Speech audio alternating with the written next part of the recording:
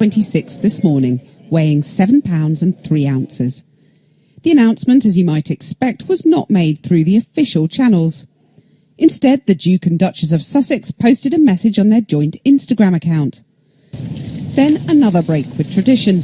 New father Prince Harry enthusing about the miracle of life. It's been the most amazing experience I could ever possibly imagine. How any woman does what they do is beyond comprehension. I haven't been at many births. This is definitely my first birth. But it was amazing, absolutely incredible. And as I said, I'm so incredibly proud of my wife. And as every father and parent would ever say, you know, your baby is absolutely amazing, but this little thing is absolutely to die for. So I'm just over the moon. In 1984, an altogether more traditional royal birth, Prince Harry introduced to the world by his mother, Diana, Princess of Wales. Some palace conventions remained, though. The ceremonial easel announcing today's birth to the world. The seventh in line to the throne, but also the first mixed-race baby to be welcomed into the House of Windsor. Our reporter Jane Dodge has been hearing the stories of two other babies of not dissimilar heritage whose childhoods were a world apart. One grew up during the Second World War, the other in the 60s. They had one thing in common. Both were ostracised by members of their own families because of the colour of their skin. And some of you may find some of the language in this report upsetting. Terry Harrison has been on a long journey. He never knew his father. He has no photographs of him. He only found his grave when he was 65 years old. John Hendricks was an African-American GI stationed in Leicestershire during the Second World War.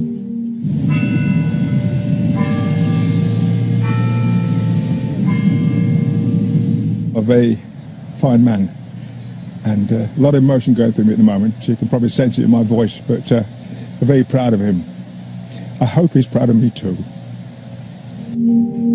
Terry and his twin sister Susan were born in 1944.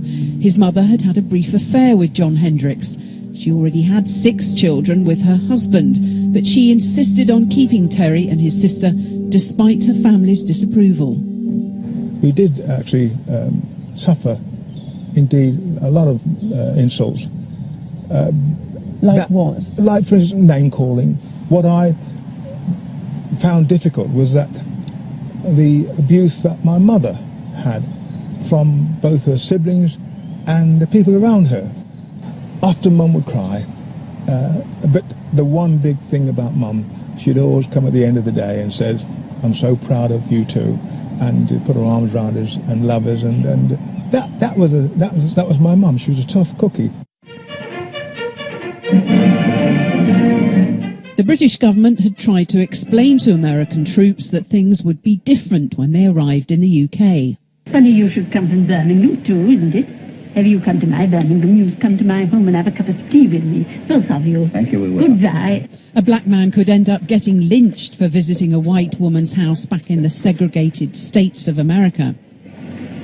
Just what you heard, an English woman asking a colored boy to tea. She was polite about it and he was polite about it. Now, look, that might not happen at home, but the point is we're not at home.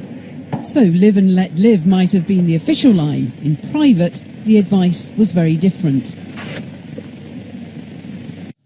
It says most secret, to be kept under lock and key. Professor Lucy Bland has uncovered a confidential memo from a Major General to the War Cabinet, warning British women to keep their distance. White women should not associate with coloured men. It follows then they should not walk out, dance or drink with them. Do not think such action hard or unsociable. They do not expect your companionship, and such relations would in the end only result in strife. A lot of the British, while they had been welcoming to the black troops and thought they were very courteous, when it came to relationships and then to babies, they drew the line. They really were very disapproving. And the Americans were horrified by this. They didn't want these children to certainly come back to the States. They talked about the mothers being the slum of the British Empire. Wow! 20 years later, it was make love, not war. Rules were being broken, attitudes were changing, but not everywhere. In Ilkeston in Derbyshire, Jackie Bowen was the only mixed-race child in the area. Every day when I went to school, it was mainly the lads. It was like, hello, Wagga Matter, Sambo. You know, like, when you go to your school disco, they used to, like, circle me, you know, the song Brown Girl in the Ring, you know, all the guys and some of the girls would circle me. And obviously you don't want that at a disco, do you, at your school disco? Did they think that was a joke? They thought it was funny, but I didn't think it was funny because, again, they're singling me out. Born in 1964, Jackie was sent to a children's home and put up for adoption. Her mother was just 16, her father was older and originally from Jamaica. Her grandfather refused to allow an illegitimate mixed-race baby in the house. Eventually, Jackie's grandmother disobeyed him and brought her home. Yeah, how old was I there then? I think it was only a couple of weeks, it might have been two weeks. Jackie grew up with her Auntie Debbie, who still lives in Ilkeston, but she left when she was a young woman, settling in the more diverse city of Nottingham, where she had her own children. They're comfortable with who they are. But I've kind of had to learn who I am because my life from 0 to, like, say, 17, and then from 18 onwards, it's just changed completely. So I'd say I didn't really start feeling comfortable with myself until I'd say like after 30s. On Jackie's windowsill in Pride of Place is a photo of Meghan Markle and Prince Harry, well, a cardboard cutout of them. She's delighted about their baby. For me, it's amazing because even like today, the little girls, there isn't many princesses books for little black girls or mixed race girls. There isn't. And I think that, like now, with Meghan being in the royal family, you know, there's lots of the new generation, they can relate and, you know, be proud and be proud of what they are, who they are. There are people who are dead against it, and we have to, and that's life. But you have to look deeper than a person's skin.